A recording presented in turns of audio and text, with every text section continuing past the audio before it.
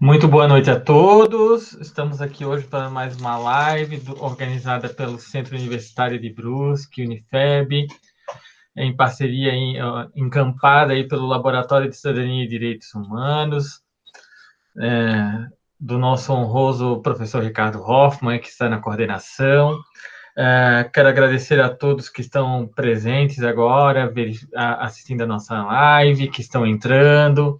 Peço que os que ainda não são inscritos no canal, que já se inscrevam, deixem um curtir aqui nessa live que pode nos ajudar aí a crescer o canal. Nós estamos hoje aqui para tratar de um tema um pouco delicado, mas é um tema que é importante frente à atualidade que vivemos no nosso país, que vivemos a realidade vinda pela pandemia do Covid-19, que agravou um pouco mais a situação. Nós vamos tratar hoje sobre violência doméstica e inteligência emocional. É um tema fantástico, é um tema delicado, é um tema que eu espero que todos possam aproveitar, que todos possam aprender, que nós todos possamos crescer juntos. Peço que vocês estejam direcionando suas perguntas nos comentários, que a gente vai estar verificando durante toda a live e trazendo para os debatedores aqui à noite. Me apresentando inicialmente, meu nome é Ellison, Ellison Michel Fischer, eu sou pós-graduando da pós-graduação de Educação e Segurança Humana da Unifeb. A pós-graduação de Educação e Segurança Humana é uma pós que é vinda de um projeto do governo do Estado, também do governo do Estado de Santa Catarina. Eu sou um dos bolsistas agraciados para estar nesta pós. Essa é uma pós voltada para criar pessoas capazes de educar e tratar da segurança humana com amplitude. E é uma pós que ela é encampada também pelos professores do Ricardo Viana Hoffmann, pelo professor Rafael Maia, pela professora Carla Piffer, que são os coordenadores do curso, e muito bem montaram uma grade excelente, que está sendo assim o último ano foi um intenso conhecer, um intenso saber que está sendo colocado dentro da gente, que com certeza a gente vai levar para o nosso mundo profissional e pessoal também.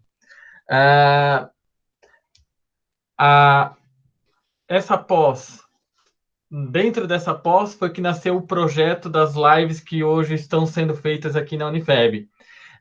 Inicialmente, eu e a Jamie, que é uma das nossas colegas de turma, a gente começou, ela veio me procurar para a gente encampar uma semana de lives junto com a Unifeb, para tratar de temas relacionados à pandemia, direitos humanos na pandemia. Rapidamente, nós gostamos muito da ideia, a Jamie sempre muito eficaz, muito rápida, trabalhou muito para elaborar um projeto, encaminhamos para o nosso coordenador, o Dr. Ricardo Viana Hoffmann, e ele prontamente abraçou a ideia, levou adiante, e esse projeto cresceu. Chegou perante o Propex, a pós-graduação em ensino da Unifeb, e eles entenderam que esse projeto poderia se tornar algo muito maior. E se tornou nesse projeto de lives semanais que nós estamos acompanhando aí desde o mês de julho aqui dentro da Unifeb. Então, hoje nós estamos aí, eu não me recordo agora qual é o número de lives, mas eu lembro que a primeira foi no final de julho, começo de agosto, então já são 2 meses praticamente aí de lives sendo realizadas. E cada dia um tema diferente, cada dia um assunto interessante que abarca todas as áreas aí. Então, quem não acompanhou essas, todas elas estão salvas lá no canal do YouTube. Sinta-se à vontade para estar indo lá, vendo as lives anteriores e seguir as próximas que vão se seguir aí no canal, aqui com a gente. Eu vou apresentar agora a debatedora da noite, A professora Jo Rosa, como ela gosta de ser chamada, ela é um dos seres mais fantásticos que eu já conheci. Eu não tenho nenhum pudor em dizer isso. É uma daquelas pessoas que tu ama conhecer e ama levar próximo pela vida. Assim, sinceramente, ela foi minha professora na pós e foi um prazer muito grande ter aula com ela. Com certeza, eu acho que todos os alunos da pós saíram muito mais engrandecidos depois da sua aula. Então, eu vou passar um pequeno currículo dela. Ela é doutora em desenvolvimento regional, ela é mestre em gestão de políticas públicas, é especialista em recursos humanos, especialista em marketing empresarial, especialista em psicologia e psicopedagogia e é bacharel em ciência política. Isso é apenas um currículo que não coloca a pessoa que a professora Jo Rosa é. Muito boa noite, professora. Tudo bem com você?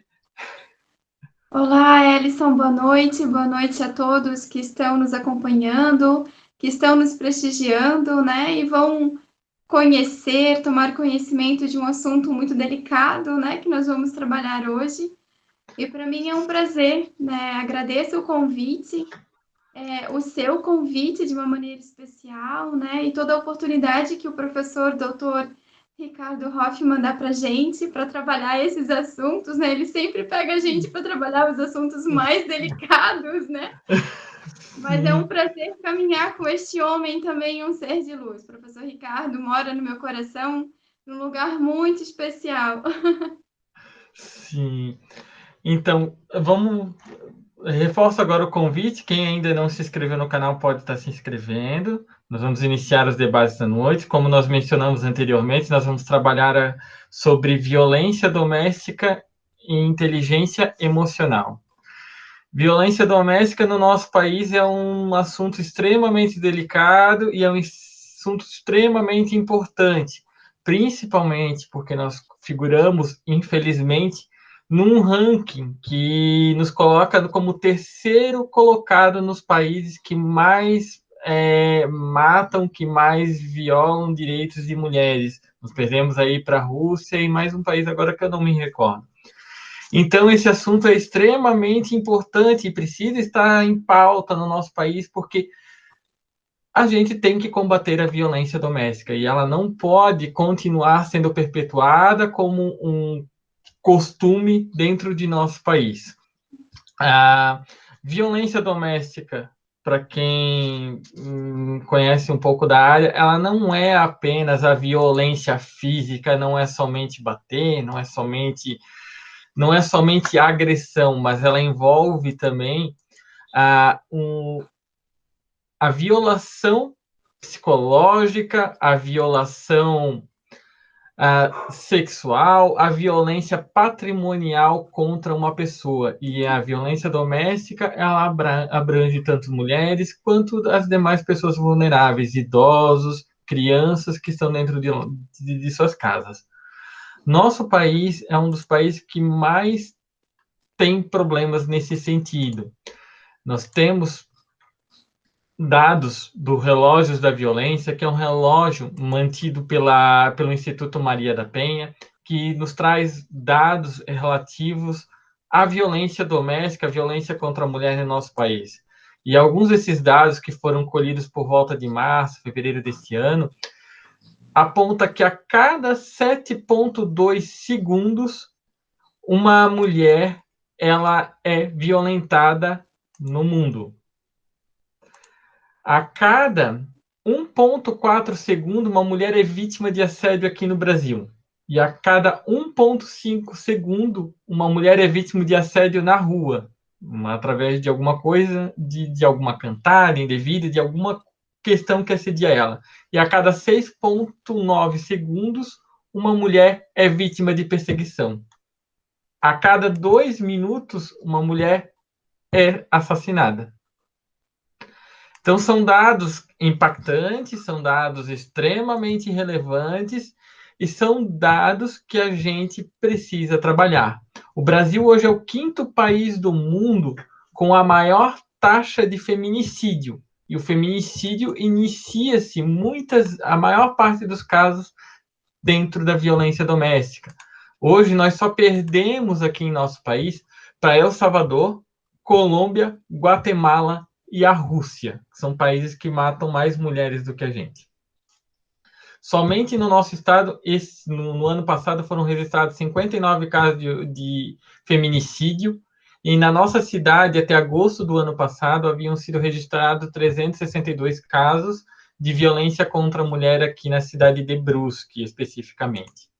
Então, são dados extremamente relevantes e que precisam ser trabalhados e que precisam ser tratados. A gente precisa tratar, e a live de hoje é para tratar também sobre como que a inteligência emocional pode auxiliar no combate à violência doméstica. Apenas para trazer mais alguns dados ainda para vocês, nós temos essa situação. Eu trouxe muitos dados que são do ano passado, que são dados que eram pré-pandemia. Os dados pós-pandemia são muito mais agravantes e ainda há uma marca que é o que a gente chama de um buraco negro, de um ponto cego dentro das pesquisas que a gente não consegue quantificar, que são os casos que não são denunciados. A partir do momento que nós tivemos a pandemia do Covid-19, a realidade social que se enfrenta hoje, ela nos traz uma realidade muito diferente do que se vivia antes e colocou mulheres e pessoas que estão em situações de vulnerabilidade muito próximos dos seus agressores. Passou a ter um convívio muito mais intenso. Para se ter noção, hoje as mulheres são as pessoas que mais ocupam vagas no setor de serviços, que foi um dos setores mais afetados pela pandemia do Covid-19. Então, as mulheres, além de elas passarem a depender mais economicamente de seus companheiros, elas passaram a estar mais próximos desse companheiro que é agressor. Então, as situações de violência doméstica aumentaram muito. Para se ter uma noção, na China, as denúncias de violência doméstica subiram 3 vezes durante a pandemia, e na França as queixas subiram em cerca de 32%. Outros países, como o Reino Unido, já esperavam um aumento de agressões. Então, tudo isso serve para mostrar o quanto que é importante a gente tratar da violência doméstica nesse momento de pandemia. Então, agora, nesse momento, eu vou passar a palavra para a professora Jo Rosa para iniciar a apresentação dela. Nós vamos estar conversando, nós vamos estar debatendo aqui, e eu solicito que quem tiver questões encaminhe no chat da transmissão, que nós vamos estar trazendo elas aqui durante a live. Professora Jo Rosa, a palavra nesse momento é sua. Então tá. Antes de eu falar de inteligência emocional, que hoje a inteligência emocional na nossa live ela vai evidenciar para a gente, vai ser como uma estratégia, né? Uma estratégia para tentar verificar, saber se eu estou no relacionamento de amor ou se eu estou no relacionamento abusivo. Então, a inteligência emocional ela vai ser a nossa estratégia de entendimento sobre isso. Então, antes de eu entrar na inteligência emocional, eu quero falar um pouquinho, eu quero trazer um dado importante. A Organização Mundial da Saúde fala que 1/3 de todos os homicídios de mulheres no mundo são cometidos por familiares dentro do ambiente doméstico. Aí vem uma reflexão. O que está acontecendo com as nossas famílias, né? O que está acontecendo com o nosso ambiente familiar. Porque quando há um homicídio por uma pessoa externa, né? Lá fora, lá na rua, é uma coisa. Não que seja aceitável. Mas é o perigo. O perigo deveria morar fora de casa. Mas no caso de crime, de feminicídio, de homicídios de mulheres, 1/3 acontece por familiares. Então, e geralmente, né, parceiros, companheiros e maridos. Aí começamos a nossa reflexão. Eu estou casada, eu estou vivendo, convivendo num relacionamento onde há amor ou onde há um abuso.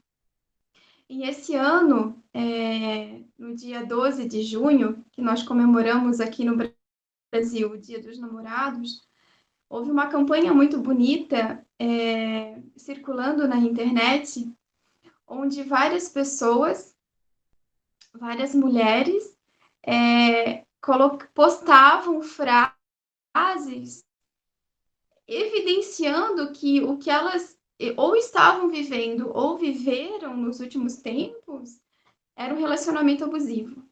Por que eu quero tratar um pouco de relacionamento abusivo? Porque a gente está numa taxa muito grande de feminicídio. O feminicídio é o final, né? É onde já não deu mais para fazer nada. Mas antes de chegar lá, geralmente todo feminicídio vem de um relacionamento abusivo. Né? O feminicídio é só o ponto final. E o que veio antes? Então, eu quero tratar um pouco de relacionamento abusivo. E eu quero falar algumas frases que eu separei aqui de mulheres de verdade, né? Trouxe dados, né? Dados estatísticos, mas eu quero falar de frases, porque o relacionamento abusivo não tem cor de pele, não tem classe social, não tem grau de instrução. Nenhuma de nós meninas, né? Nenhuma de nós mulheres, a gente pode dizer assim, sou inteligente o suficiente para nunca viver um relacionamento assim. É isso que nós esperamos, nunca viver um relacionamento assim. Mas, entretanto, quando a gente estuda, quando a gente pesquisa, a gente observa que não tem cor de pele, não tem grau de instrução, e não tem, assim, classe social, o relacionamento abusivo. Então, eu trouxe algumas frases de algumas mulheres. A primeira é assim, não era amor quando me afastei de todos os meus amigos para estar numa relação. Não era amor quando eu tinha que me desculpar por algo que eu não tinha culpa só para que as coisas ficassem bem. Não era amor quando ele me dizia que eu tinha sorte dele me amar tanto porque ninguém me suportaria. Não era amor quando ele me dizia que não existe homem melhor no mundo do que ele. Isso são frases retratadas por mulheres que passaram por relacionamento abusivo. Aí a gente pode se questionar um pouco, né? Professor, o que é um relacionamento abusivo? É um relacionamento onde nós meninas, nós mulheres, servimos com o nosso psicológico, com o nosso emocional, pessoas que verdadeiramente não nos amam, mas ou fazem parte, né, de pessoas, são pessoas que têm, a gente pode falar, um certo transtorno ou síndromes também, né, ou características, inclusive, muito bem colocada por uma doutora, Ana Beatriz, de a psicopatia, né, abusivo, psicopata afetivo, que nós chamamos, e que é muito grande no nosso país, segundo a doutora Ana Beatriz. Eu vou falar para vocês mais ou menos o que é um relacionamento abusivo e como a vítima não percebe, porque é um relacionamento a qual você não percebe. E muitas vezes, quando você percebe, já é um pouco tarde, né? Já é um pouco tarde. As sequelas, elas são grandes. Quando não há realmente, né, a prática do feminicídio, mas as sequelas psicológicas e emocionais são muito grandes e elas precisam ser tratadas. Eu gosto muito de falar, tive conhecimento há pouco tempo, assim, de uma fábula. Ela é retratada como uma síndrome da rã fervida. Não sei se vocês já ouviram falar sobre isso.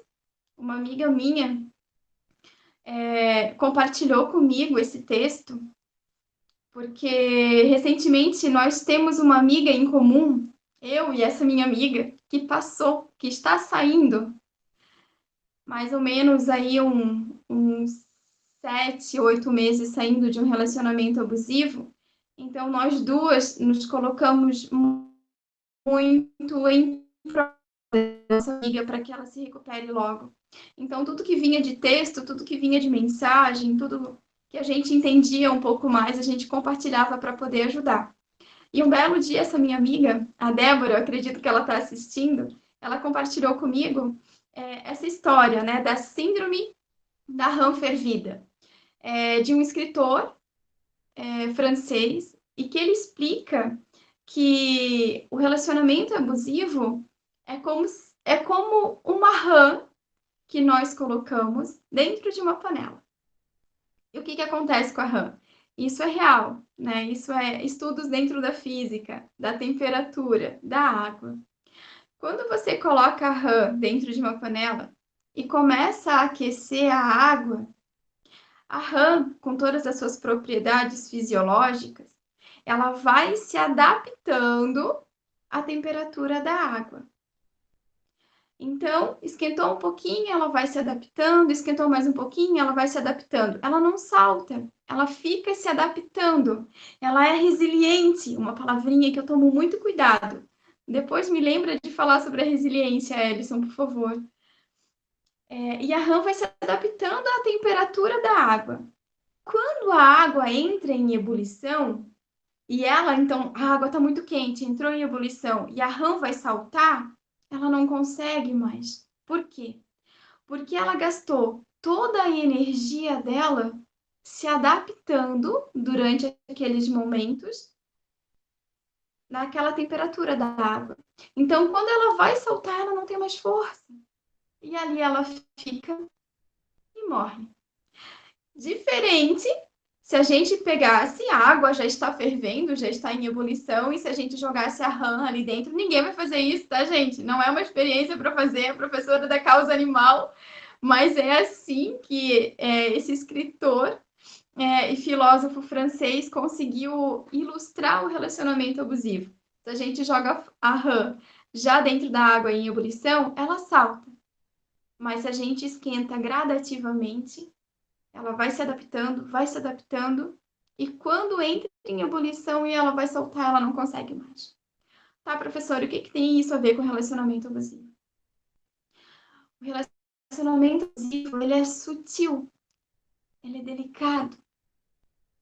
É como a água que vai fervendo aos poucos.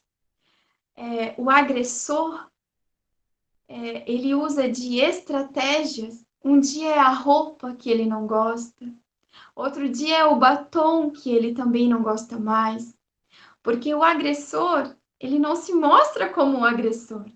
O abusador, ele não se mostra verdadeiramente com todas as características daquilo que a gente imagina que é um agressor, daquilo que a gente imagina que é um abusador. É lentamente, é sutil. Principalmente quando a gente fala, né, da psicopatia afetiva, e a mulher inicia um relacionamento assim, nos primeiros meses, muito bem retratado por uma série na Netflix, Dirty John, que a professora recomenda para que todas as mulheres assistam. Dirty John, e é uma história real, é um documentário na realidade. Então, nos primeiros meses, ele se mostra como o príncipe encantado, porque como ele é um psicopata muito inteligente, ele consegue estudar todas as fraquezas da sua possível vítima. E ele entra como príncipe encantado e ele consegue se enquadrar naquilo que aquela mulher deseja. E o abusador, né, dentro do relacionamento abusivo é igual. Nos primeiros meses, ele é o príncipe, ele faz tudo. E aos poucos, então a mulher se vê totalmente assim, nossa, eu descobri o homem da minha vida. É esse que eu vou viver. E o que acontece, né? E começa o relacionamento. Aos poucos, de uma maneira sutil, a temperatura vai esquentando, mas a gente não percebe, a mulher não percebe. Porque ele também tem o outro lado, ele não é só ruim, né? 100%. Então, e ele começa a estratégia é sempre isolar. Primeiro vem a roupa, vem o batom, daqui a pouco os amigos já não prestam mais, né? Os familiares também não, e ele é o máximo possível ele vai isolando a sua vítima, ele vai isolando, ao ponto de que esta mulher tem no centro da vida dela esse homem. Há uma dependência emocional muito grande, não é só uma dependência financeira. Ano passado, a professora fez uma pesquisa junto com um aluno, o Diego, e nós estudamos os casos de feminicídio no estado de Santa Catarina. E às vezes nós achamos que os agressores, né, são de baixa renda, são as pessoas que às vezes não têm estudos. E pasmem, né? Em casos de feminicídio, é de classe média. E às vezes ainda a gente tem preconceito até de cor. E pasmem, são brancos, né? A estatística mostra, e contra números, não há senso comum. Então, assim, por isso que a professora falou no começo, relacionamento abusivo, feminicídio, não tem classe social, não tem grau de instrução. E é por isso que a inteligência emocional, eu gosto muito de falar de inteligência emocional e gosto muito de falar no caso de abuso, né, de relacionamento abusivo e de violência doméstica, o contrário, né? O empoderamento feminino. Então, a inteligência emocional, ela tem que ser, sim, algo estudado por todos, mas muito mais, como nós vivemos num país onde há uma diferença de gênero gritante, onde a gente vive ainda, né, a professora estuda teorias feministas, eu sou obrigada a falar, né, eu respiro muito isso, né,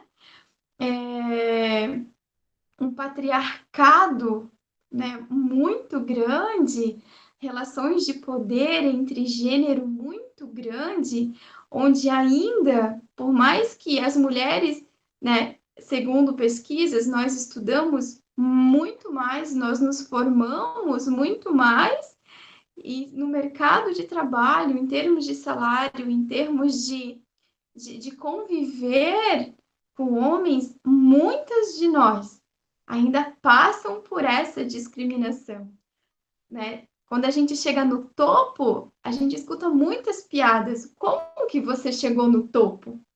Como se para chegar no topo a gente tivesse pego alguns atalhos, né? E isso sempre com muitas conotações sexuais.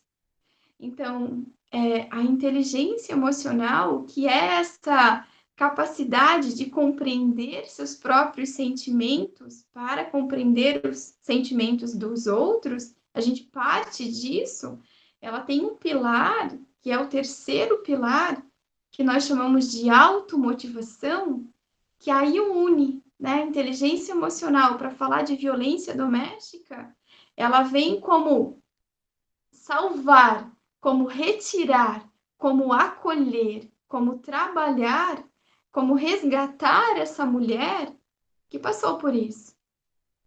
O primeiro pilar, que é o autoconhecimento, nos previne de muita coisa, mas para aquelas que já passaram por situações assim, seria realmente o terceiro pilar, que é a automotivação. Como encontrar a força de novo dentro de mim para me recuperar de um relacionamento abusivo. E esta semana, Ellison, quando você quiser falar comigo, amor, você fala, você me pergunta, porque mulher! E a gente tá falando de mulher! Pode deixar. A hora que eu sentir de interromper, eu vou interromper sim, professora, mas a conversa estava indo muito bem. Então tá bom, por favor, né? Então, essa semana eu estava dando aula na pós-graduação, que graças a Deus voltamos, né, para a sala de aula da pós, e eu estava aplicando algumas temáticas e alguns testes, e eu estava desenvolvendo os traços de maturidade, falando sobre isso, e existe um traço de maturidade que nós chamamos de habilidade de recomeçar. E eu gostaria de falar muito sobre isso. As habilidades de recomeçar quando nós falamos de violência doméstica. Eu assisti várias lives sobre violência doméstica e as lives muito estão direcionadas assim, quem é o agressor, como verificar se eu estou convivendo com o agressor, e foi o que a professora falou agora, algumas frases, né? Mas a maioria não fala o que fazer. O que fazer quando eu já passei por isso? Porque Como se recuperar disso, né, professora? como se recuperar disso? Porque depois que aconteceu, as mulheres realmente a gente fica com muito abalada emocionalmente, muito abalada psicologicamente, principalmente porque existe um sentimento de culpa. O sentimento de culpa é como eu deixei isso acontecer comigo, né? E quando acontece assim com pessoas que têm até um certo grau de instrução, a culpa parece maior ainda. Por quê? Como a professora convive muito na universidade, e a professora atende bastante pessoas, até com outras temáticas, não tem classe social e não tem grau de instrução, a gente vê, às vezes, até colegas de trabalho, até vizinhos, né, que passam por isso, e a pergunta é: o sentimento é de culpa? Como eu sou tão inteligente, eu leio tanto, eu estudo tanto, e como que isso aconteceu comigo? Como que eu me permiti passar por um relacionamento abusivo? Como que eu não enxerguei que era tão abusivo assim, né? E como me recuperar? O que que acontece de cada... Nós estamos... O estado de Santa Catarina, é muito alto as medidas protetivas, né? Digamos em índice, eu não sei o ranking no Brasil, em que lugar fica o estado de Santa Catarina, mas eu estou com uma aluna bolsista pesquisando sobre isso hoje, na atualidade, e a gente fica assim, passada cada vez que ela traz um gráfico, o como é alto, quanto é grande as medidas protetivas que são feitas diariamente por causa de agressões, né? E não somente de agressões físicas, mas de agressões psicológicas, de agressões emocionais.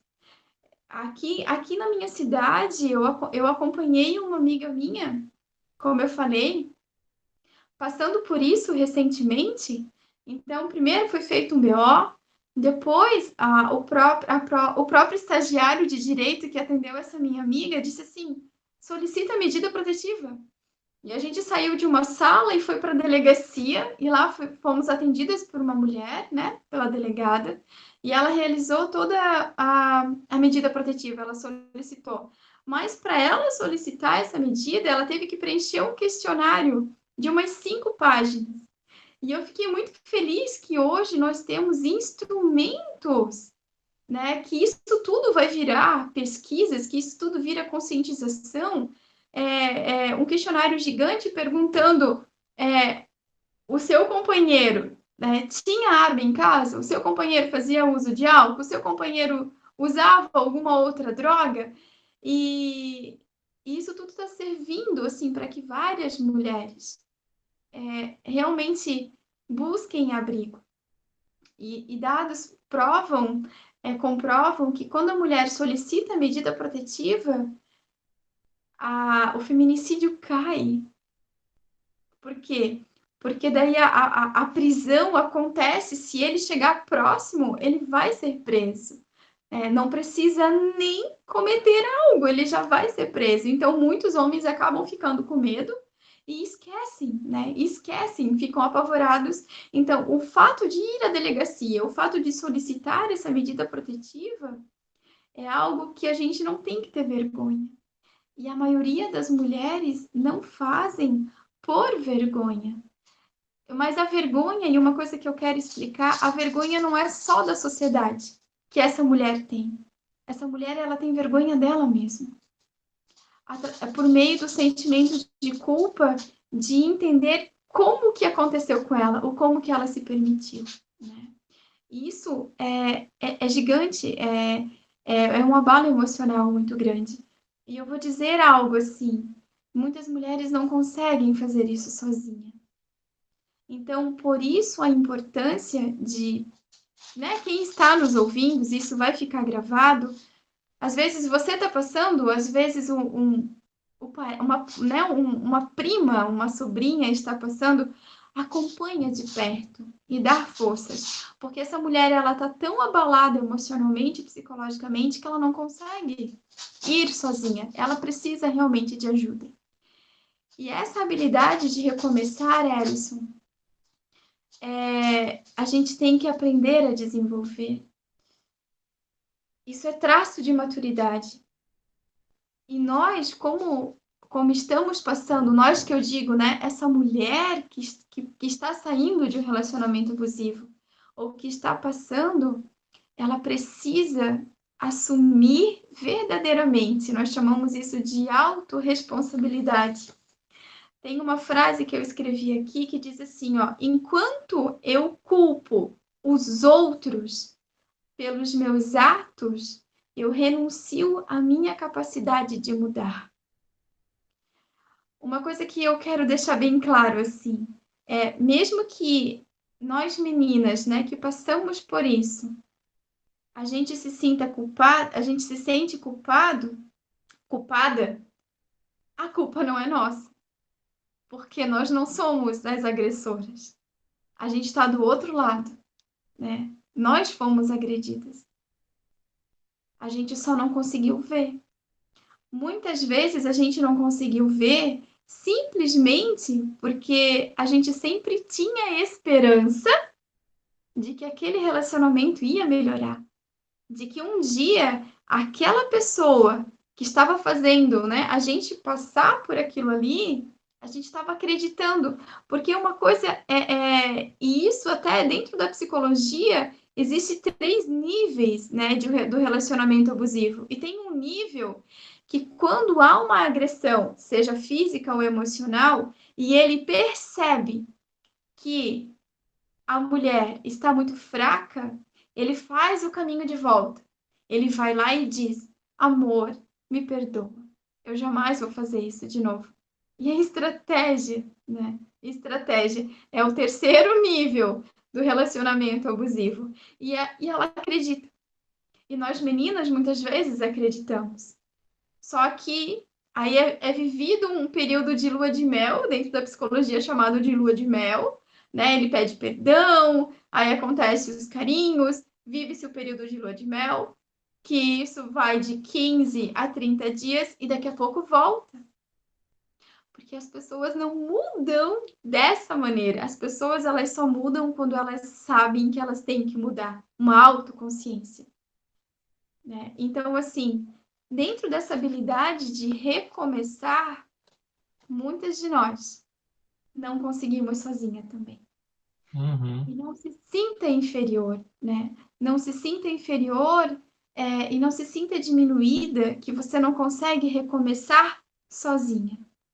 É necessário muitas vezes buscar um amigo, buscar uma amiga, fazer terapia, ou, né, se você tem fé em se você tem uma crença, né, vai na igreja, sabe? Mas se apega verdadeiramente em algo que possa te ajudar a recomeçar.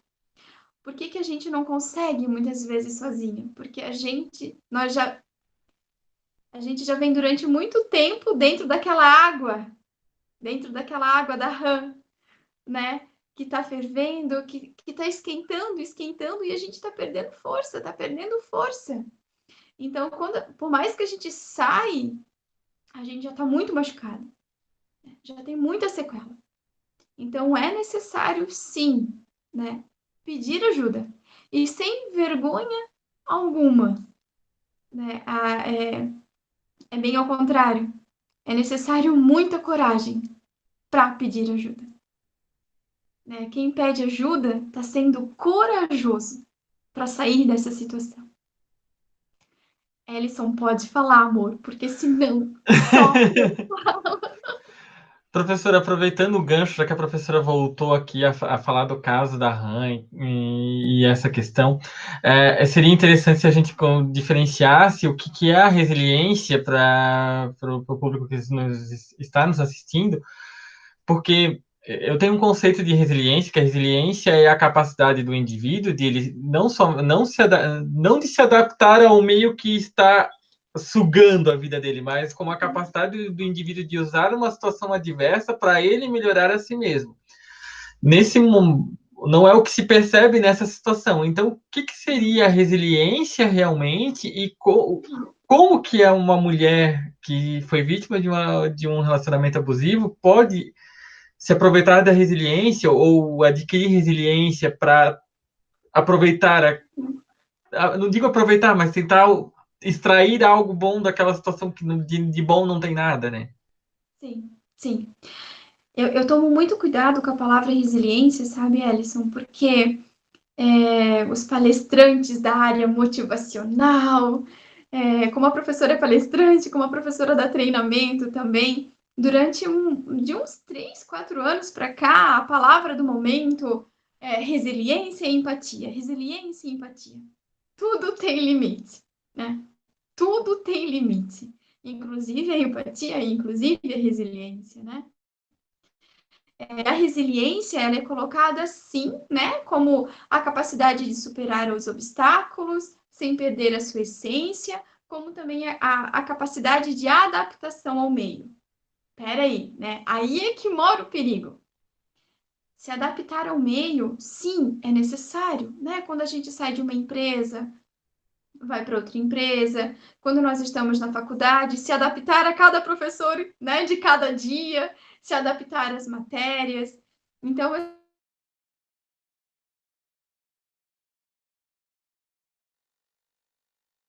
está vivendo um relacionamento abusivo, vem a Han de novo. Se adaptar a esse meio não vai trazer nada de bom. É bem ao contrário, né? Vai retirar todas as suas energias. Então, assim, e muitas mulheres tentam se adaptar ao meio, tentam se adaptar à cultura daquele homem, tentam se adaptar ao jeito daquele homem para poder viver, para poder conviver. E ainda assim, né, pela falta, não de conhecimento, eu digo de sabedoria em si, né, que nós não somos obrigados a saber tudo, a entender tudo, a compreender tudo, mesmo porque a gente não acha que nós estamos, né, com um agressor. Então, a gente vai se adaptando para viver bem, para conviver bem, para formar uma família, para entender. E aquela coisa, né? Quanto mais eu entendo, que bom, eu consigo compreender o meu marido. Hoje ele disse uma coisa, mas eu vou superar. Amanhã ele disse duas, mas eu vou superar, porque eu sou uma pessoa boa. E fica nessa história. Ele fica nessa história. Então a gente tem que ter cuidado com essa palavra, com essa resiliência e com essa capacidade de se adaptar. A gente tem que ter muito cuidado simplesmente por quê? Porque a gente tem algo chamado de identidade. E a resiliência de uma maneira exagerada, e essa adaptação de uma maneira exagerada, você está perdendo a sua própria identidade. Por isso que eu digo, né? Tudo tem o seu limite. Se eu me adaptar em todos os meios, se eu for tão flexível e me adaptar ao jeito, ao modo, a maneira que a pessoa fala, eu vou ser totalmente o que aquela pessoa deseja, simplesmente eu estou perdendo a minha identidade. E no relacionamento abusivo, a pessoa ela manipula de certa maneira que você vai se tornando a cada dia aquilo que ele quer que ela seja, aquilo que ele acha verdadeiramente correto para aquela pessoa. E principalmente o psicopata afetivo, né? Ele vai querer que você seja simplesmente aquilo que ele acredita que você deveria ser. Em termos de fala, ele vai corrigir sua fala, ele vai corrigir seu jeito, o seu jeito de andar, o seu jeito de vestir, ele vai corrigir suas amizades, porque ele quer você. Por que que é abusivo? Porque é um abuso de poder sobre alguém, né? Você deixa de ser você e simplesmente vai perdendo a sua essência, vai perdendo a sua identidade para ser aquilo que o outro quer. Por isso, essas frases, né, que essas mulheres colocaram. Não era amor quando ele me dizia que eu tinha sorte dele me amar tanto porque ninguém me suportaria. Se existe algo dentro de um relacionamento abusivo que é afetado, se chama autoestima. Por isso que muitas mulheres, quando saem de um relacionamento assim, elas estão depressivas. Elas não, elas não se amam mais. Mesmo porque elas não sabem mais quem elas são. Por isso a habilidade de recomeçar. E esse recomeço é uma reconstrução. Não é eu preciso me destruir e vou começar de novo. Eu vou reconstruir. Uhum. Professora, eu vou aproveitar essa pausinha, vou agradecer a presença de quem está nos acompanhando nesse momento pelo YouTube, né? Aqui tem um comentário aqui da Arlete Pires, a Jane está nos acompanhando, que foi mencionada no início dessa live, que tanto encampou esse projeto aqui, que graças a Deus está funcionando muito bem ultimamente com a força do Dr. Ricardo. Aproveitar aí, temos comentários da Tatiana Reis, também minha colega lá da pós, a senhora Patrícia Picotti Freitas também fazendo comentário, a doutora Jordana Risto, a atual vice-presidente da OAB aqui de Brusque, a doutora Cristiane Guérios, que é presidente da Comissão de Direito de Família e Sucessões, está nos acompanhando também. Agradecer a presença delas, por estar nos assistindo. Eu vou aproveitar para ler o comentário da Patrícia Freitas, ela coloca assim, infelizmente, aproveitando o ponto da fala da professora sobre a necessidade da mulher denunciar o agressor, de estar indo às delegacias. Ela coloca que, infelizmente, nem todas as delegacias estão preparadas para esse atendimento, com profissionais capacitados para essa demanda. E essa é uma situação que a gente percebe na prática.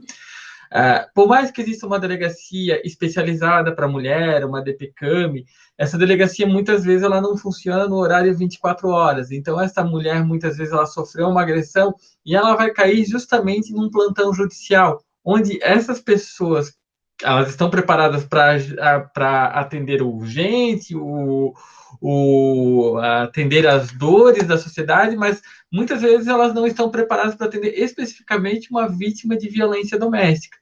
E no convívio da área eu já ouvi muitos depoimentos de mulheres dizendo, olha, eu fui denunciar, mas não deu para me denunciar, porque ou era uma pessoa que ela me fez me sentir como se eu fosse a culpada em alguns momentos.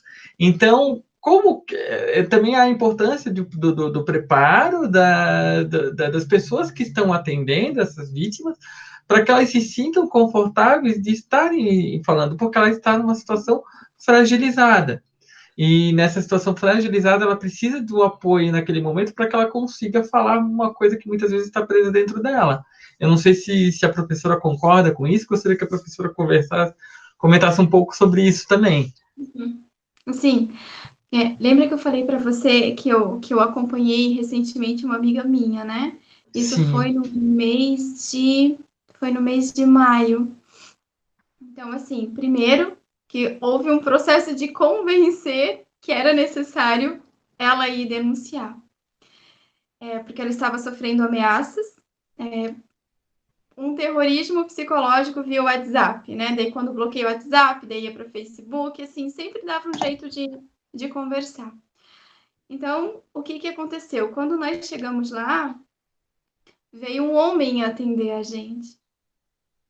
E é delicado essa situação, sabe? Porque já foi difícil arrancar a amiga de casa. Aí você leva, daí já está toda fragilizada. E a mulher que passa por isso, quem ela quer menos, ela não quer conversar com outro homem, principalmente com um homem que é estranho, né? Por quê? Porque ela já está agredida emocionalmente, psicologicamente. Mas tudo bem, chegamos lá, era um homem. E as perguntas, né? Então, o que está acontecendo? E ela ter que falar, e às vezes, assim, a exposição, né? A exposição, porque as agressões, como o físico, mas no caso dessa minha amiga, ela tinha muitas coisas assim, fotos que ele ameaçava, fotos um pouco mais assim constrangedoras, não constrangedora para minha amiga, mas ele estava fazendo isso ser, né? Isso ser como se ela tivesse culpa, né? Então, falar disso para uma pessoa que ela não conhece, para um outro homem, foi muito delicado. Mas quando aí ele pegou, a gente fez o BO e ele passou daí a gente para a delegacia para fazer a medida protetiva, aí já era uma outra mulher. Aí as coisas fluíram realmente, né? E uma coisa que eu achei muito importante é o local. Nós somos muito, digamos, impactados por aquilo que a gente olha, por aquilo que a gente vê. E a delegacia, eu estou falando do município ao qual a professora reside, né, que é Itajaí. A delegacia, a parede, as frases colocadas de acolhimento para essa vítima. Isso faz toda a diferença. Porque quando você senta naquele banco, porque já é complicado você estar numa delegacia, ninguém quer ir, né? Aí você senta no banco e você começa a ler o que está escrito na parede da delegacia, dizendo que realmente retratando que você tem que estar ali, que você tem que denunciar, que você realmente foi a vítima, mas que isso está acabando, que isso já causa emocionalmente o empoderamento. Isso te encoraja a falar. Aí veio uma pessoa que te encoraja mais ainda e faz você se sentir não aquela vítima que vai ficar chorando o resto da vida porque isso aconteceu, mas sim, você foi vítima de uma pessoa e que isso está acabando ali porque você tomou a decisão de botar um ponto final, e que isso você vai sair dali com esse empoderamento, né? Aí começa a habilidade de recomeçar. Você deu o primeiro passo. Porque muitas, né, pensam, quando eu tiver coragem. Gente, a coragem não é algo que a gente toma, né, ou que vai cair do céu. A coragem realmente está no primeiro passo de ir. E quando há, muito bem colocado pela doutora que falou, que escreveu aí pra gente, né, Ellison, as delegacias, elas têm que estar prontas, sim. Elas têm que ter, eu vou um pouco mais além de pessoas capacitadas tecnicamente, juridicamente, psicologicamente, o ambiente tem que estar propício para isso também. Desde a atendente lá da frente, né? Até a última pessoa que vai colher todo o depoimento, que vai entender. Porque senão, muitas já voltam. E uma coisa muito impactante é que quando nós falamos de feminicídio ou de relacionamento abusivo, a gente imagina que são mulheres maduras passando por isso. Enquanto eu estava lá com a minha amiga, tinha duas adolescentes de 15 anos sofrendo. Aí, claro, mulher conversa com mulher, a gente vai puxando assunto, né? Sofrendo ameaças de divulgação de fotos. Então, assim, 15 anos. Então, esse relacionamento abusivo não está só no casamento ou no relacionamento maduro, relacionamento assim, né, que a mulher tem 20, 25, 30, 35 anos. Mas as nossas meninas, né, adolescentes, eu tenho um filho de 21 anos, né, e eu converso muito sobre isso. Eu quero gerar um homem de verdade, né? Na minha casa não tem nem a mesa, não tem a cadeira na ponta da mesa. A gente senta de uma maneira oval, circular, um de frente para o outro, porque eu quero dizer para ele que tem que ter igualdade. E igualdade é desde casa, né? É cultural.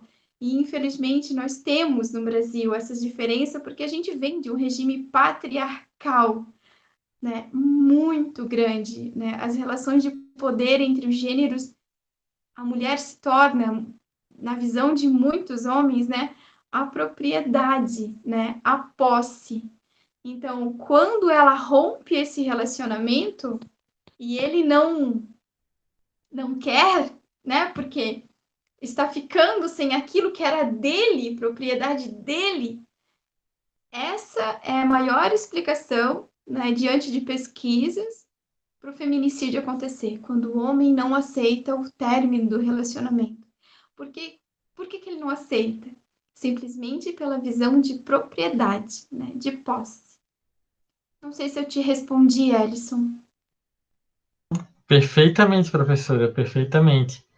E a gente percebe que nesse momento que a inteligência emocional ela é tanto importante para prever a violência doméstica quanto para o pós, para a recuperação. Uhum. Né? Sim.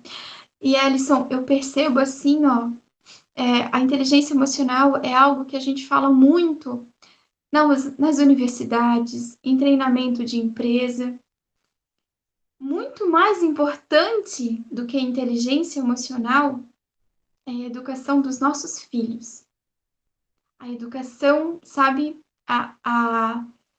em casa, o como essa mãe e esse pai podem educar esse filho e essa filha para serem adultos saudáveis, né?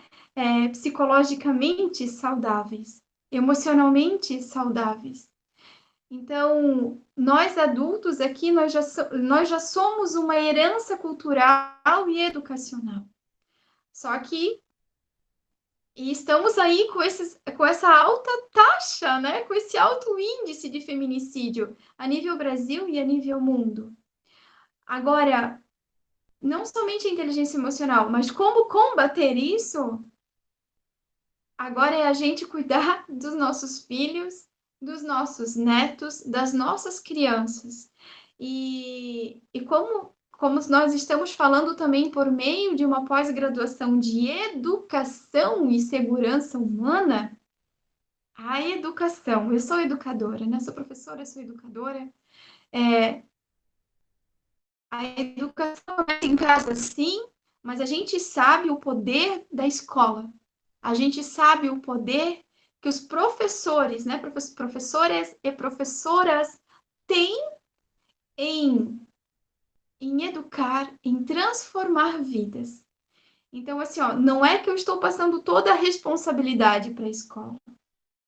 Só quem é professor de verdade, né? Quem está numa escola que zela por uma ética, por uma cidadania, por transformar pessoas, né, crianças jovens, em cidadãos, né, num futuro, a gente precisa ter responsabilidade, sim, sabe? Eu fico muito chateada, assim, quando eu escuto discussões de que, não é responsabilidade da escola educar, a educação só deveria vir de casa. Gente, às vezes em casa não tem nem comida para comer.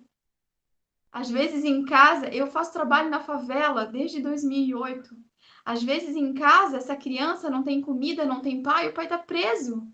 Aí vem a escola, daí me desculpem, vem as diretoras, e eu bato de frente, dizer que não é papel, então o que é? É de quem, então? Vai ser dos políticos?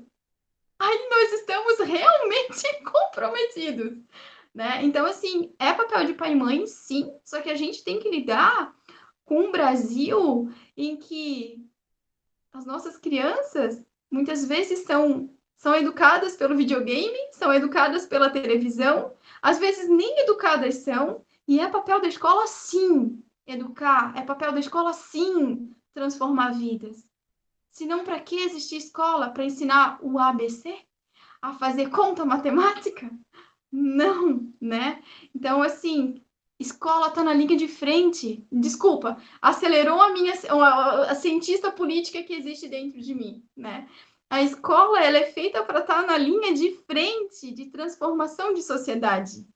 Não é só para ensinar a ler e escrever, mas sim para transformar a mente. Né, Jamie? A Jamie tá aí escutando a gente. Nós temos sim, como professores, como educadores, desde séries iniciais, principalmente, né, olhar essa criança, porque o que nós somos, né, diante de teorias sociológicas, né, diante da sociologia e da antropologia, nós somos muito produto de um meio. Então, se a escola, que é o intermediário ali, e a criança que vive no meio vulnerável de risco, se ela vem para a escola e a escola não faz nada, a gente já sabe o que vai sair da escola. Então, sim, né, diretores que estão aí escutando a gente, professores, a gente tem muito poder, poder de amar, poder de transformar. Ellison, me empolguei, Assim, desculpa. e eu concordo plenamente com toda a fala que a professora fez até agora. Até a gente tem uma previsão no ECA, né? A lei prevê isso, né? Que é essa responsabilidade conjunta do Estado, sociedade, pais na educação das crianças. Então, desde da base, ali, da família, quando a família falha, o Estado tem que assumir de alguma forma. E eu concordo plenamente com esse raciocínio que a professora fez. E aí está a nossa preocupação, porque nós estamos formando os cidadãos de amanhã, os cidadãos de amanhã. E esses cidadãos, eles precisam ser formados com inteligência desde a pequena série, desde dos anos iniciais. Então, nós temos uma responsabilidade. E muitas vezes, como a professora mencionou, aquela criança, às vezes ela é uma criança de 10 anos, mas ela já está com 10 anos sendo responsável de cuidar do irmãozinho de 5, porque o pai, como a professora mencionou, está preso, a mãe está trabalhando e não tem ninguém para cuidar ali dentro. E aquela criança está sozinha ali. Então, realmente, alguém tem que ter a responsabilidade por essa situação e para mudar, para fazer ser a voz de mudança, né, no rumo dessas crianças. Eu vou aproveitar agora, eu vou agradecer novamente a participação do pessoal pelo YouTube, ali, o pessoal que está comentando. Temos a participação ali da Aline Beltrão, que também é uma aluna da pós, ali está nos desejando boa noite, a Tatiana Reis, a Rosana Welter, o Wellington Jacó aqui mencionando que está com saudade da professora Jo. Beijo, meu querido. O Edson Fidelis também, com saudades das aulas. Temos participações do Sandro Grack elogiando a explanação, também dizendo que é muito boa a explanação. A Mara falando no nome dos professores aí, a Mara também é acadêmica da pós, falando que é um papel árduo, mas que todos os professores fazem por amor. E a Eliane Balgarten também falando que bacana a colocação da professora, e a escola ter o seu papel. Agradeço aí todos os comentários. A Arlete falando que a família precisa estar junto com a escola. E é realmente isso, né? É um papel conjunto da família e da escola, que a gente trabalhando na base, a gente vai prever todos esses problemas que a gente está debatendo nessa noite hoje aqui. Eu vou pedir para que quem ainda não é inscrito no canal aqui da Unifeb, que se inscreva, sinta-se à vontade, curtam o vídeo, compartilhem nas redes sociais, enquanto a gente vai tratando aqui sobre o tema. Depois essa live vai ficar gravada aqui no YouTube. Sinta-se à vontade aí para compartilhar, que o assunto é de extrema importância para a sociedade atualmente. Professora, nós estamos falando de inteligência emocional e acredito que deve ter uma ou outra pessoa que deve estar se perguntando mais o que é inteligência emocional. Será que a professora conseguiria nos trazer não digo nenhum conceito muito elaborado, porque se a gente começar a falar sobre a inteligência emocional em si, nós vamos ficar aqui a noite toda. Mas um conceito para a pessoa entender do que a gente está tratando, o que seria inteligência emocional. Então, tá. Então, assim, a inteligência emocional ela nasceu, digamos assim, dentro de, eu gosto da palavra laboratório, né? Dentro dos laboratórios da psicologia, isso lá em meados de 70. Só que a partir de 90, principalmente de 95, ela ficou mais conhecida através do psicólogo norte-americano, professor Daniel Goleman. E ele conseguiu transformar, digamos, a inteligência emocional, tirou daqueles termos técnicos da psicologia e trouxe termos mais didáticos para que chegasse ao alcance de todo mundo, né? Então, ele tem vários livros publicados na área. A inteligência emocional é a capacidade, habilidade de compreender os seus próprios sentimentos, as suas próprias emoções e, consequentemente, compreender as emoções da outra pessoa. Mas muito mais, é a capacidade de compreender as suas emoções e administrar o próprio comportamento. Né? Ser inteligente emocionalmente é administrar as emoções. E como que é feito isso? É fácil? Claro que não, né? Nós temos pesquisas dentro da área, principalmente organizacional, que a professora trabalha muito com empresa, nós falamos assim, nós somos contratados pela nossa capacidade técnica, conhecimento, mas nós somos demitidos, desligados pelo nosso comportamento. Então, o que é comportamento? Né? O que vai para o mercado de trabalho? Comportamento emocional também. E não é tão simples administrar o comportamento próprio. Por isso que a gente sempre quer mudar o outro. É mais fácil mudar o outro, né? Do que querer mudar a si mesmo. Então, e a inteligência emocional, ela tem, digamos, ela tem 5 pilares que ela vai dando passo a passo para que as pessoas consigam desenvolver essa inteligência emocional. Inteligência emocional, habilidade de administrar as emoções. Primeira habilidade é o autoconhecimento. Quanto mais eu me conheço, quanto mais eu me reconheço e reconheço meus sentimentos, minhas emoções, mais fica fácil de eu administrar elas. Porque como que eu vou administrar algo que eu não conheço? Como que eu vou cuidar do meu coração, né? Coração que eu digo emoções. Como que eu vou filtrar as emoções se eu não sei o que existe dentro de mim? Então, assim, dentro da área da psicologia, da psicanálise, existem várias ferramentas de autoconhecimento. Então, buscar o autoconhecimento é a principal estratégia para desenvolver a inteligência emocional. O segundo pilar é o autocontrole. Por que ele vem depois do autoconhecimento? Porque eu só consigo controlar aquilo que eu tenho consciência, aquilo que eu sei que existe. Então, eu primeiro me conheço, me conhecendo, sabendo, né, quais são as emoções. Tá, como por exemplo, a gente sabe quando a gente sente raiva, né? Parece que vem um calor, né? Tô com raiva de alguém. Aí, se eu tenho inteligência emocional, antes de eu estourar, e tem que ter, né? Tem que ter essa cautela, porque não dá para sair estourando aí com todo mundo e nem com ninguém, né? E se eu tenho autocontrole desenvolvido, eu reconheço essa emoção. A raiva é uma emoção muito poderosa, positiva e negativamente, né? A raiva tem os dois lados, tem luz e sombra. E se eu tenho esse autocontrole, eu vou parar e eu vou pensar, tá, mas por que eu tô com tanta raiva? Lembra que a resposta de todas as minhas emoções nunca está no outro, está em mim. Porque é aquilo que faz sentido para mim. Ai, faz sentido. Falei muito essa palavra na voz. Me lembrei. Mas é muito real, né? É muito real.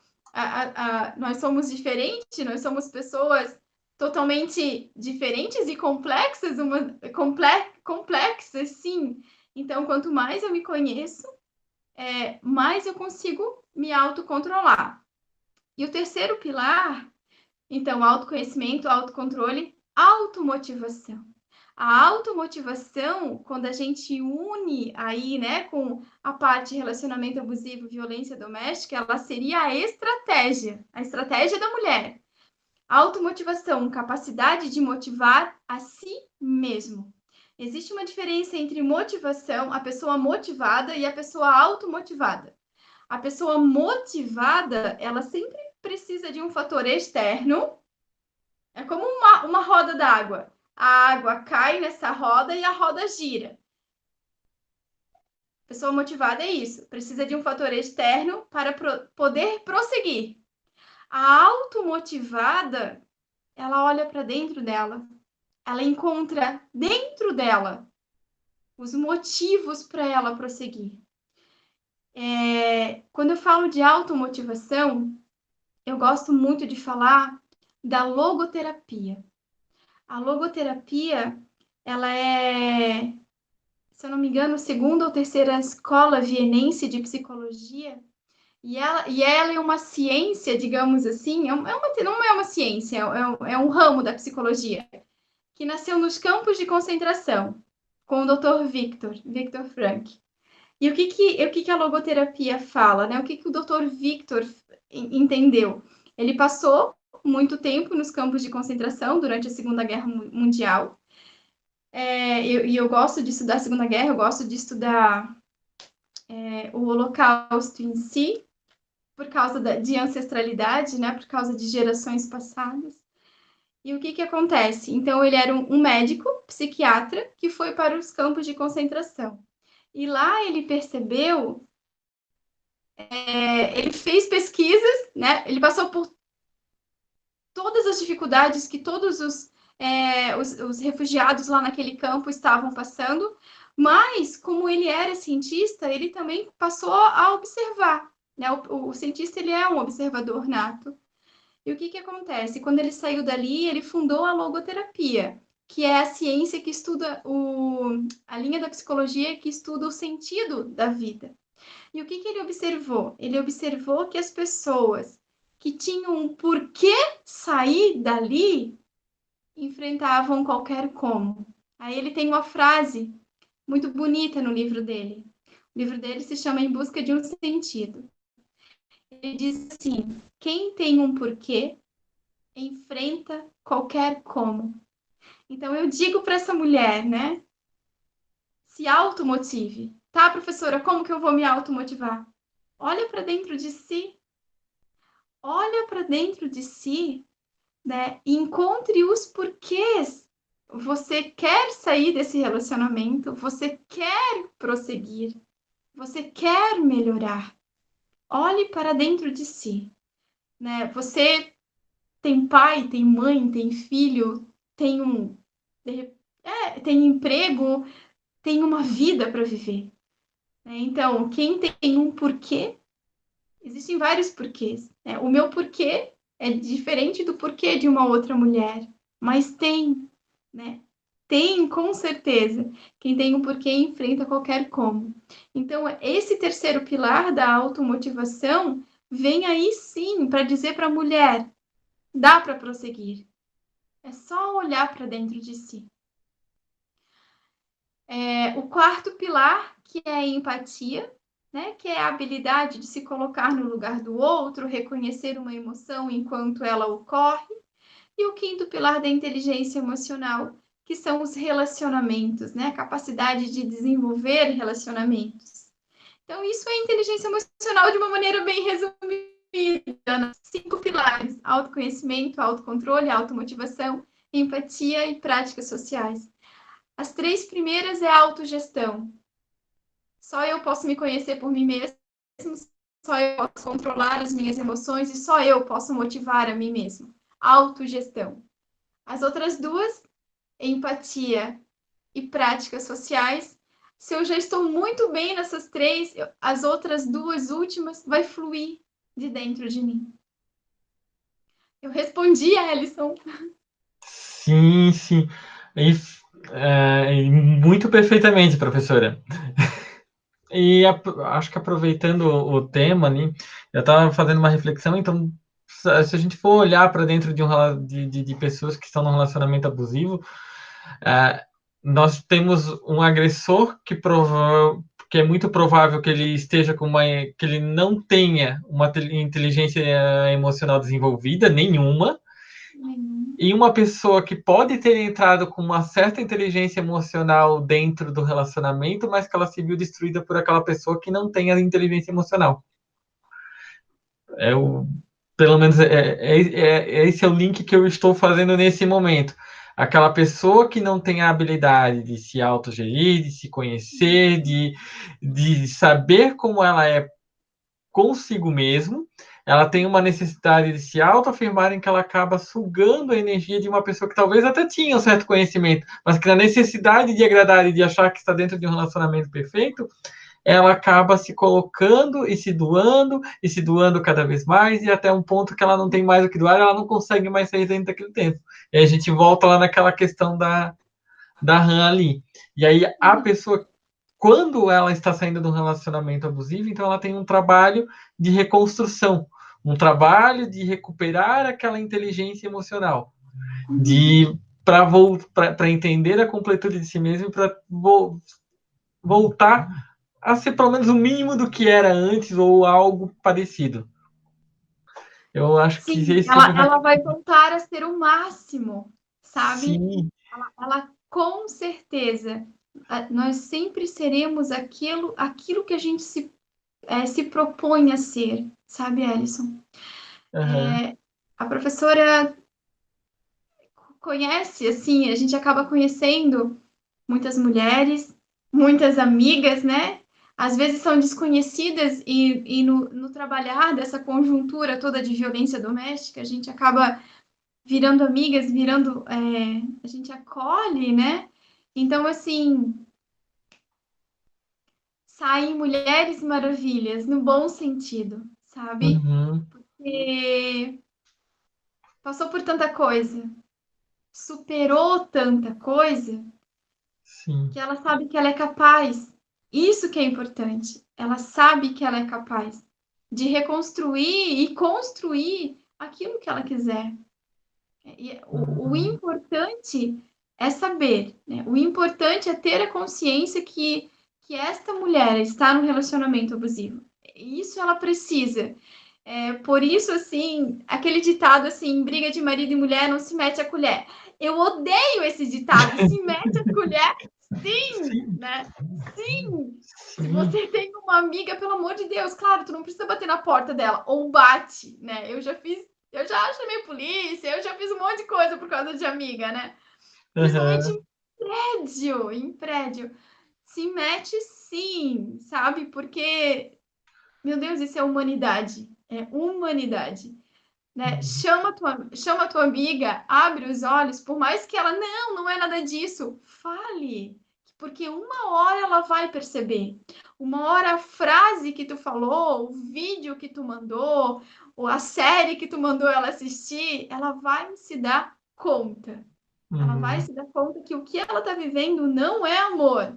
Amor não prende, amor não denigre, amor não baixe a autoestima, sabe? Uhum. Amor não isola, é bem ao contrário, né?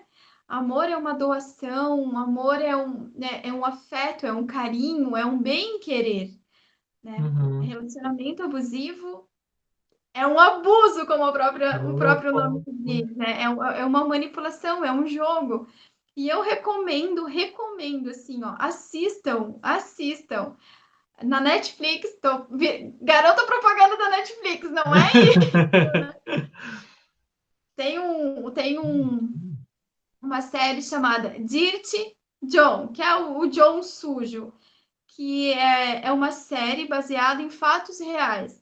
Uma mulher que passou por um relacionamento e depois, né, ela fez um documentário, publicou e a Netflix fez a série. Tem uma outra série também que agora eu Uhum. esqueci o nome, está em pauta, que é alguma coisa desejo alguma coisa, que também Desejo retrata relacionamento. sombrio, eu acredito, professora. Eu acho que é isso mesmo, Ellison. Também dá para perceber. Mas, para quem não tem muito tempo, né, ou não curte, assista um documentário, uma entrevista, na realidade, da doutora Ana Beatriz. Ela é médica, acho que ela é médica psiquiatra, não me lembro assim todas as especialidades dela. E Doutora tem no Ana Beatriz YouTube. Barbosa? Isso, tem no YouTube, é onde ela fala do psicopata de relacionamento, sabe? A psicopatia afetiva. Assistam. Né? Uhum. Talvez essa live valeu só por essas indicações, Elison, assim, que daí a gente vai mandar essa mulherada toda assistir Netflix e Netflix? assistir esse. E isso, gente, Sim. assim, ó. é mais perto e mais próximo do que a gente imagina. Uhum.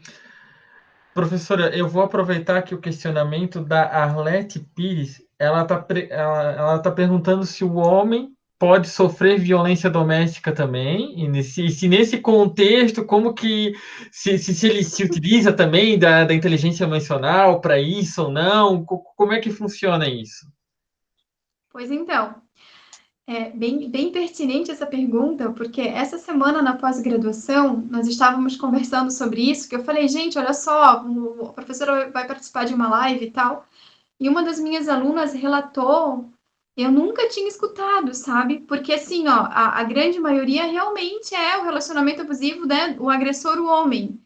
E uma aluna minha relatou ao contrário, a mulher era a abusadora. E eu nunca tinha visto, assim, e olha que nós estamos, assim, nessa lida diária e eu não tinha presenciado. E esse jovem, né, o marido, ele já tinha seus 34 anos e essa esposa não deixava ele tirar a carteira de motorista, não deixava estudar, crescer na vida. Ele não tinha cartão, tudo que ele queria ele tinha que pedir para ela. Então, ela fez da vida dele, ela sendo o centro. Então, assim, Uhum, né, quando a gente fala de violência doméstica, geralmente a gente retrata muito a mulher, até por causa da Lei Maria da Penha, e até porque realmente a estatística é mais com a mulher. Mas sim, homens são agredidos, sim, homens são abusados, sim. Só que o que que acontece? Como a gente vive numa sociedade muito machista, o homem não vai dizer que ele apanha em casa. O homem não vai dizer que a mulher dele manda nele, porque ele vai virar chacota, né, para os outros homens. E o homem tem um estereótipo diferente da mulher até na conversa, né? O homem só vai trocar uma conversa, vai confidenciar algo com outro homem uhum, quando realmente, assim, quando ele precisa, quando ele busca, o homem é mais prático nisso, né? Nós meninas conversamos sobre tudo e mais um pouco, o homem não é tão assim. Então, e isso ele não vai declarar, né? Ele não vai contar numa quinta-feira, uma roda de cerveja, porque todo mundo vai rir dele, porque é cultural, sim, né? Que só a mulher, né? O homem tem que ser o patriarca ali, né? Mas sim, né? Os homens passam por isso, sim. E foi o primeiro caso que eu soube, né, da nossa região, assim, que. E ele percebeu, né, essa pessoa, esse jovem, percebeu que ele estava num relacionamento abusivo e ele saiu. uhum, Mas quanto tempo isso durou? Já era um casamento, assim, já de, digamos, 5, 6 anos. Pensa, não uhum. podia trabalhar, não podia ter carteira de motorista, né? Não podia estudar. Gente, nós estamos falando de jovens de 30, 32 anos, Nossa. né? Então, só, acontece, tá? Acontece. Uhum. Fala de novo para a prof a pergunta dela, Ellison. Ela nos trouxe. Só deixa eu localizar ela aqui. Uhum. Ela perguntou se o homem poderia sofrer violência doméstica e se ele se utiliza também da inteligência emocional, se ele pode utilizar da inteligência emocional para se recuperar disso, né? De uma forma assim, se a inteligência emocional ela apetece ao homem também. Uhum, sim, com certeza, tá? A inteligência emocional, até nós falamos muito sobre o desenvolvimento dos hemisférios cerebrais, né? O direito, ele é mais intuitivo, criativo, emocional em si. O Uhum, esquerdo é mais racional. A inteligência emocional é o equilíbrio dos dois, né? Emoção e razão. A gente diz que uma pessoa tomou uma decisão inteligente emocionalmente quando os dois campos de ação, razão e emoção, hemisfério esquerdo e hemisfério esquerdo, entraram em consenso. Porque se eu tomar uhum, uma decisão só baseada na minha razão, As minhas emoções podem ser contrárias e podem fazer eu não tomar a decisão, ou voltar atrás da minha decisão, ou tomar aquela decisão e ficar, né? Ai, meu Deus, será que foi Sim. certo? Ficar com o símbolo emocional, né? Que a gente diz que é o coração pesado, angustiado. E quando a gente toma uma decisão só baseada na emoção, onde mora muito perigo, né? É, olha, a chance dessa decisão ter uma probabilidade, digamos assim, de estar errada é gigante. Porque as nossas emoções, se elas não são bem trabalhadas, bem tratadas, bem conscientes, elas nos enganam. Elas Uhum. nos enganam. Vou falar para as meninas, né? Quantas vezes a gente achava que a gente estava amando, mas não estava amando? Quantas vezes a gente achava que estava apaixonado, mas não estava apaixonada? Né? O Uhum. quanto as nossas emoções, eu estou falando de emoções puras, né? Elas acabam nos enganando. Às vezes a gente olha as pessoas, ai, não gosto. Mas chega perto, Uhum. começa a conversar. Então, assim, as emoções são delicadas, né? Precisam realmente de estudos, precisam realmente serem trabalhadas em Uhum. si. E sim, É. o homem, com certeza, né? Os dois, tanto homem quanto mulher, Uhum. podem desenvolver inteligência emocional. Podem não, Uhum. devem. Devem. Assim, professora, aproveitando e essa fala final que a professora falou sobre as emoções, de achar que está apaixonado e não, e, na verdade não estava, mas estava somente dependente. A Tatiana Reis trouxe um comentário bem interessante, bem interessante. Ela disse que ela conhece uma pessoa que é totalmente dependente de um relacionamento e não consegue se amar por si. Depende muito do outro, independe de quem é e como. Ela necessita estar com alguém assim para ela se sentir amada. Uma Então, carência afetiva gigante. é uma carência afetiva gigante que muitas é uma pessoa que provavelmente às vezes muitas vezes vai estar suscetível a um relacionamento abusivo porque ela sente necessidade da aprovação do outro, né? Sim, necessidade da aprovação, necessidade de carinho, e ela só se sente, digamos assim, feliz, com um sentimento de pertencimento quando alguém está com ela. Precisa cuidar da Uhum, amiga, diz para ela. Precisa cuidar da amiga, precisa trazer essa amiga para perto e dizer assim, não é assim. Por quê? Porque tem uma predisposição muito grande de, se ela encontrar só pessoas boas no caminho dela, homens bons no caminho dela, né? Se é uma pessoa hétero, né? Se tem esse relacionamento de homem e mulher, se ela encontrar somente homens bons, tá uhum, tudo certo. certo, entre aspas. Mas vai que ela encontra no meio do caminho uma pessoa, né, um homem que não é tão bom assim, que tem esse estereótipo, que tem essas características de um agressor, né, de desenvolver um relacionamento abusivo, ou de um psicopata afetivo. Quem Uhum, sabe, né? Aí a chance, né, dessa amiga sofrer é gigante. E diz uhum. para o, diz Tatiana, não, né? Eu vou dizer, né? ela tá Tatiana, ouvindo a gente aí.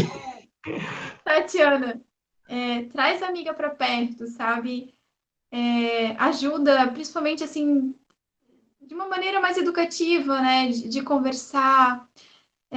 Eu sei que às vezes as pessoas não nos escutam, mas até para gente futuramente, assim, se algo acontecer, mas assim, poxa, não ficar com aquele sentimento, eu deveria ter falado, não falei, eu deveria ter alertado, não alertei.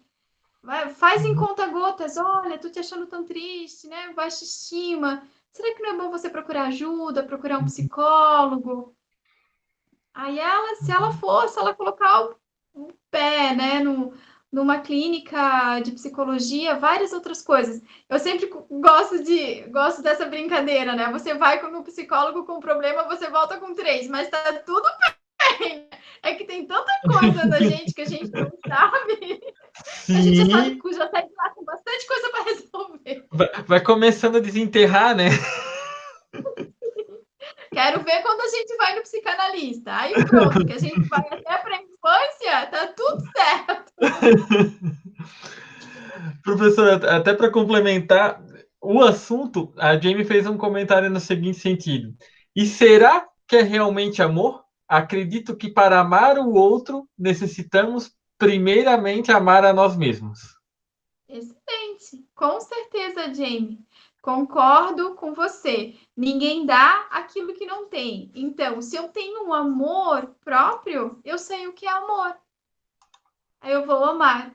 Se eu tenho amor próprio, eu sei cuidar de mim, eu vou saber cuidar da outra pessoa. Então, assim, Sim. Gandhi tem uma frase, Mahatma Gandhi tem uma frase que eu sempre coloco nos meus slides de inteligência emocional, que eu amo muito essa frase, que diz assim: precisamos ser a mudança que queremos ver no mundo. Se eu quero que o mundo mude, vai ter que começar por mim. Se eu quero um dia encontrar o amor, nossa, começa a se amar, né? Eu falo para os meus alunos da pós, vão passear com vocês, levam vocês para passear, né? Então se pega pela mão e leva você para passear, saia com você, leva você para comer um bolo. Todo mundo vai achar que tu tá louco, mas tá tudo certo. Ninguém vai perguntar, né? Vai no cinema sozinho. Eu uso a Uma técnica. delícia ir no cinema sozinho. Eu uso a primeira técnica. Quem foi aluno meu sabe disso. Que eu digo assim, ó. Hoje a primeira tarefa de casa é vocês tomarem um banho com vocês. Ai, todo mundo quer? Sim. Porque, né? A gente entra no banho, a gente toma banho com problema, com trabalho, com faculdade, a gente não toma banho com a gente, né? Então fica de tarefa de casa para quem está assistindo a gente. Hoje, né? Prepara um banho. Toma o seu banho com você. Tenta ficar contigo, com o pensamento só em você. Você vai ver o quanto é difícil.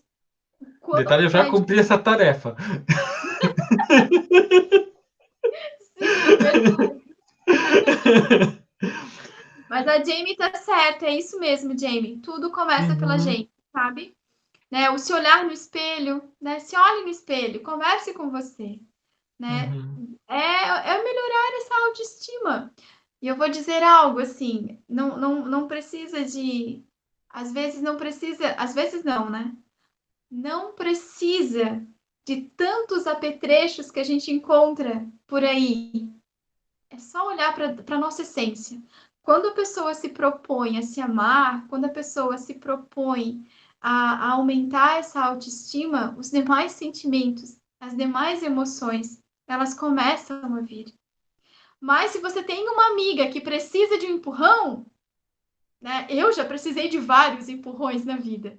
Eu já precisei de vários amigos na vida. Porque nós somos seres humanos, nós não sabemos tudo, né? E às vezes aquilo que a gente mais ensina também é aquilo que a gente mais luta diariamente para não deixar a peteca cair. Não é porque a professora está falando aqui de inteligência emocional que, meu Deus, é o ser inteligente emocionalmente 100%. Não!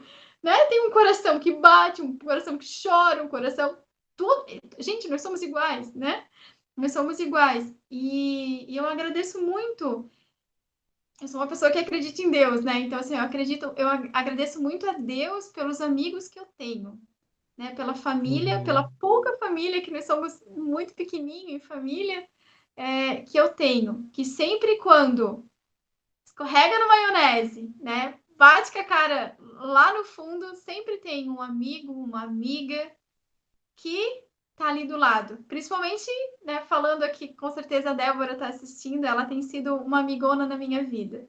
Para muitas coisas. Hum. Gente, quem tiver alguma dúvida ali, algum questionamento, mande ali no grupo ali, mande ali no grupo, mande no chat da live aqui que a gente tá acompanhando aqui, está verificando e está trazendo aqui para debater realmente, né? Eu vou trazer um comentário também de Jamie um pouquinho mais antigo sobre um tema sobre quando a gente estava falando sobre educação. E ela demonstrou concordando com a professora a respeito do posicionamento que a professora trouxe sobre o posicionamento dos educadores quanto às crianças, né, e a responsabilidade sobre a educação. Então, ela colocou assim: concordo, professora, nós, enquanto educadores, não podemos vendar os olhos diante da realidade social de cada aluno. realidade social que se evidenciou ainda mais nesse momento de pandemia. Ou seja, se antes a gente já tinha uma realidade exacerbada, muito triste, com a pandemia que acabou reduzindo empregos, acabou colocando todo mundo em isolamento social, a realidade social dessas crianças acabou se evidenciando muito mais. Principalmente nessa realidade que se colocam muitas crianças de estudo à distância, em que muitas crianças não conseguem ter acesso às aulas em decorrência de falta de acesso à tecnologia, entre outros problemas que podem aparecer no caminho. Então, acho que o trabalho do professor, realmente, concordando com a Gêmea, concordando com o professor, o trabalho do professor é hercúleo em tempos normais e ainda mais em tempos de pandemia, né? Que é muito, se tornou muito mais difícil ensinar. Sim, verdade. A gente teve que ressignificar, né? Ressignificar a educação. Nós tivemos assim que nos tornar. Eu falo até por mim, assim, sempre professora do presencial, sempre professora do presencial. E da noite para o dia a gente teve que transformar toda a nossa educação no ambiente, né? À distância, no ambiente não presencial. E a gente teve que ressignificar o nosso jeito de dar aula, o nosso jeito de transmitir o conhecimento, né? E é mais trabalhoso ainda. Eu confesso como educadora, eu confesso como professora. É mais delicado, porque quando nós estamos dentro de uma sala de aula presencial, a gente também consegue sentir as emoções dos alunos, né? Consegue perceber mais, está mais perto, e a distância mais curta, parece que o poder de transformação é maior dentro de uma sala. E agora, com essa distância, a gente não consegue captar praticamente quase nada, né? A gente está ali dando aula, cumprindo o nosso papel de educador, cumprindo o nosso papel profissional, mas a gente sabe também, principalmente assim, ó, quando é curso superior, em que as pessoas já são adultos, é uma outra história, né? É uma outra história, porque daí também tem a autorresponsabilidade de cada um, né? Tem a vivência, a vontade de cada um. Mas quando a escola trabalha, né, ou com as crianças e com os adolescentes, que a gente tem que se virar nos 30 para que eles fiquem conectados conosco, já no presencial, imagina, né, nesse ambiente não presencial, nessa distância. Tudo se tornou mais delicado. Eu não gosto da palavra difícil, né? Porque o cérebro não entende o que é real e o que é imaginário. Então, se eu digo que é algo difícil, ele vai entender que é mais difícil ainda. Então, eu gosto da palavra mais delicado, né? Que quer dizer que a gente tem que ter mais responsabilidade, mais dedicação, mais foco. Eu estava vendo uma reportagem, eu não terminei de ler a reportagem, que falava sobre esse esgotamento mental e emocional dos professores nesse tempo de pandemia, né? E a gente tem que se preparar para o pós-pandemia. Então, assim, ó, a gente vai se virar nos 30 e a gente consegue, né? Eu gosto daquela frase, eu sou brasileiro e não desisto nunca, né? Então, a gente dá a volta por cima.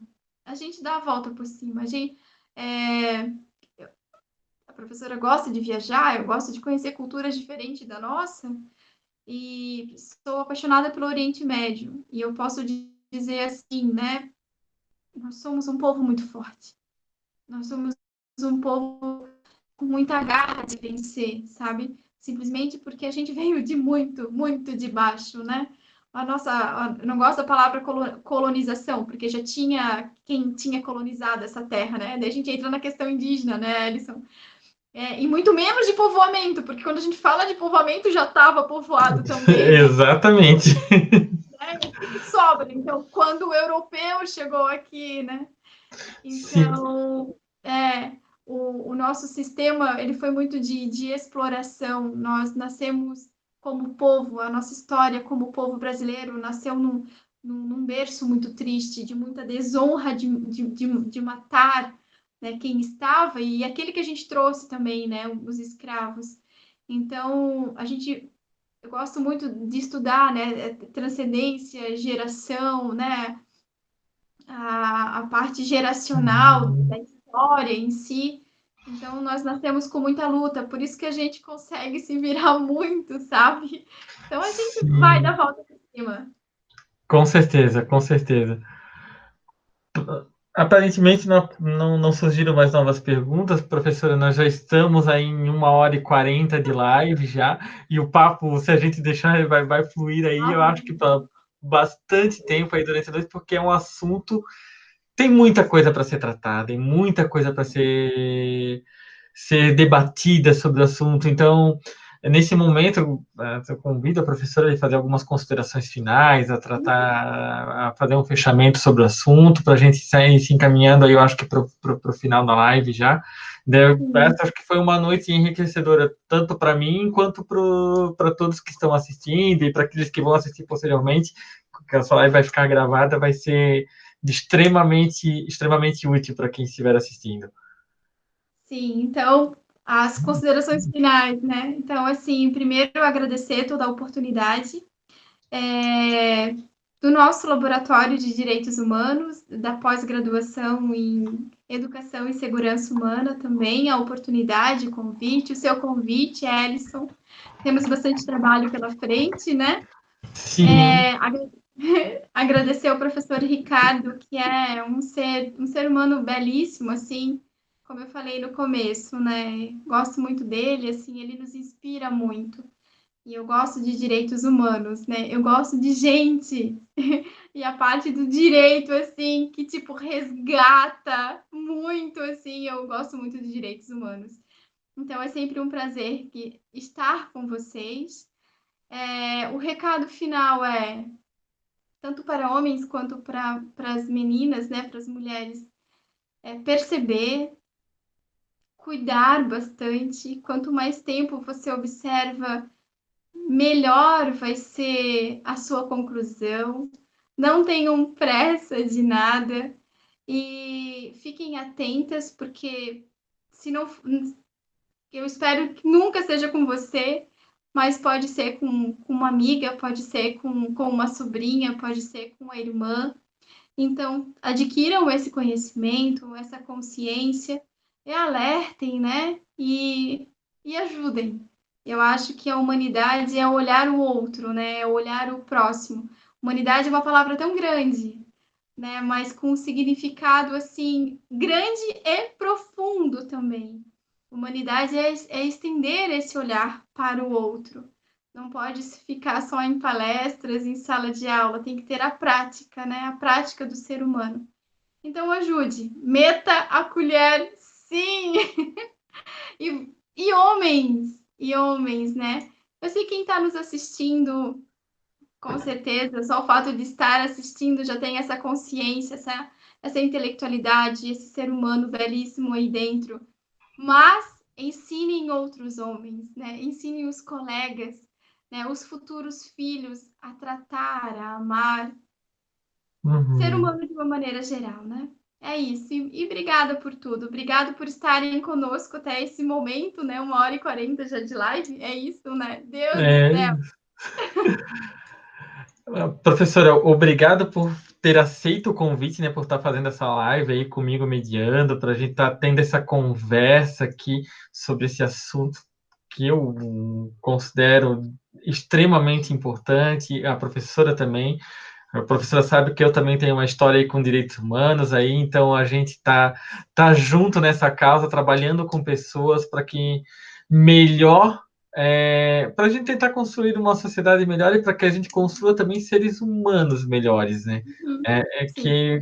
Que é a base, né? Construindo seres humanos melhores, a sociedade tende a ter uma saúde melhor também, um convívio melhor também. Então, foi uma noite maravilhosa. Eu agradeço aí a oportunidade que o professor Ricardo Viana Hoffmann nos deu de estar usando esse espaço, a Unifeb, né, que nos cede esse espaço para estar aqui conversando, está criando esse conteúdo para inúmeras pessoas, e a gente espera que isso aqui sirva para ajudar muitas e muitas pessoas. Eu vou deixar uma dica no YouTube, no Netflix também, professora, que é a respeito da série You. Eu não sei se a professora já ouviu falar, mas ela é uma série, ela é ficção, mas ela mostra bem etapas de um relacionamento abusivo. mais especificamente de um psicopata afetivo, de certa Ah, forma. Ele mostra a perseguição de uma pessoa, como ele escolhe, como ele afasta a pessoa dos seus familiares, dos seus amigos, isola ela até que ela seja, vamos dizer assim, o seu bibelô para uhum, ele.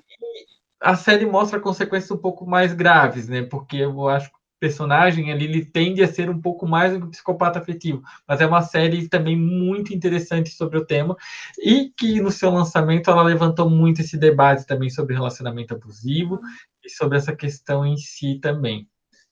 Então fica a dica, até eu acho que a Tatiane também deixou uma dica ali sobre um documentário no YouTube, acho que é Red Pill, que fala sobre feminismo e machismo, trago também para o pessoal aqui. E vou aproveitando, vou agradecendo a todos que tiveram a paciência de estar aqui conosco, nos ouvindo até essa hora da noite, né? Agradecemos a todos, que todos tenham uma boa noite e é isso, gente. tchau, Muito gente. obrigado. Boa noite. Boa noite a todos. Boa noite.